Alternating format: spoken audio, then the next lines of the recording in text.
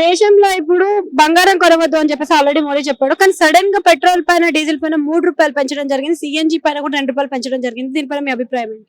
మోడీ గారు బంగారం గురించే కాదండి, ఆ పెట్రోల్ గురించి చెప్పారు, ఆయిల్ గురించి కూడా చెప్పారు. సో ఈ 3 పెరిగే అవకాశం ఉంది కాబట్టి దయచేసి జనాలు కొంచెం వాడుక తగ్గించండి వీటి విషయంలో అని చెప్పేసి అన్నారు.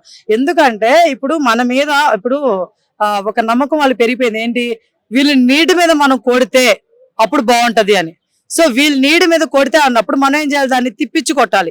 అర్థమవుతుందా?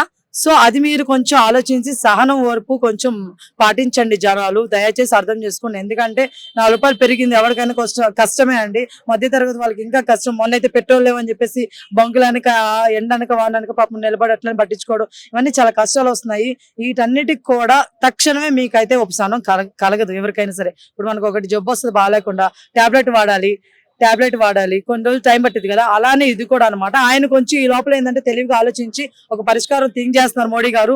సో ఈ లోపల మనం ఓర్పు సహనంతో ఉంటే బాగుంటుందని దయచేసి కోరుకుంటున్నాను. అంటే ఇప్పుడు మళ్ళీ ట్రావెలింగ్ కి మీద పడితే ఇప్పుడు ఈ భారం అంతా, తర్వాత ఇప్పుడు ఏదైతే గ్రాసరీస్ ఉన్నాయో వాటికి కూడా ఇబ్బంది అవుతుంది. చాలా వరకు లాక్డౌన్ సిచ్యువేషన్ మళ్ళీ మనం ఫేస్ చేయాల్సి వస్తుంది అని అంటున్నారు. ప్రాణాలు పోయే కరోనా వచ్చినప్పుడే మన వాళ్ళందరూ గట్టిగా నిలబడి తిప్పి కొట్టారండి దాన్ని. అలాంటిది ఇవంత జుజుబి మన వాళ్ళకి నిజం చెప్తున్నాను. మన దేశం జోలికి వస్తే మాత్రం ఎవరికైనా సరే రప్ప ఉంటది అనమాట.